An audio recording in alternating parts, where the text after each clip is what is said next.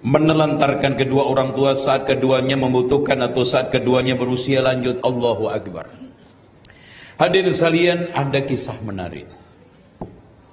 Ada seorang yang anak tunggal akhirnya disekolahkan orang tuanya ke luar negeri. Dengan keberhasilan akademik akhirnya mendapatkan posisi yang cukup bagus, sampai akhirnya menikah dengan wanita Eropa. Kemudian pulang, ini di tanah Jazirah Arabia. Orang tuanya tinggal, keduanya dalam kondisi tua renta, dan akhirnya orang tua perempuannya meninggal dunia.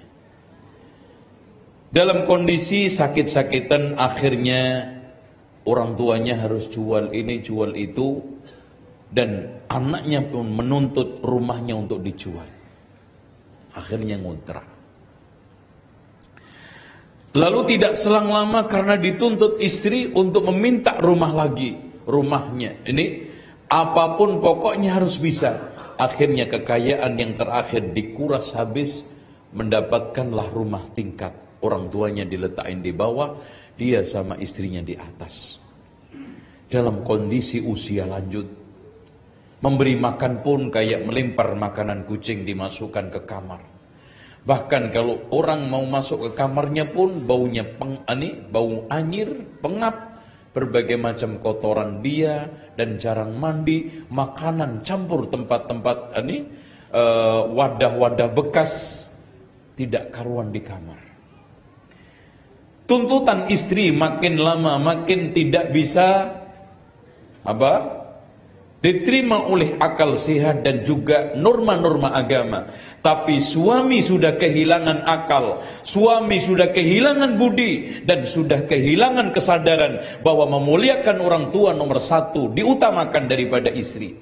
Akhirnya orang tuanya dicekik, dilimparlah bersama kemulnya itu, selimutnya di depan rumahnya, di tempat dekat pembuangan sampah.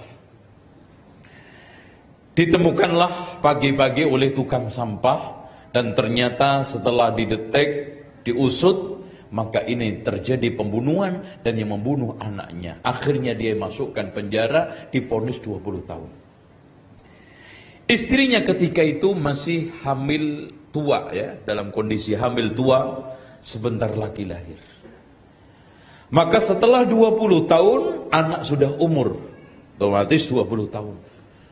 Dia diceritain bahwa orang tua kamu seperti ini, di penjara dengan cara bohong, katanya masuk penjara karena suatu masalah, bukan pembunuhan.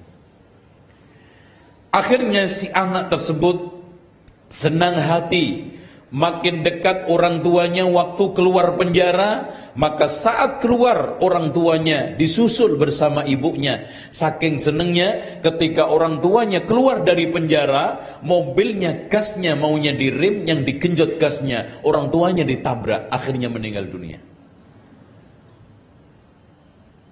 Al-jaza'u min jinsil amal.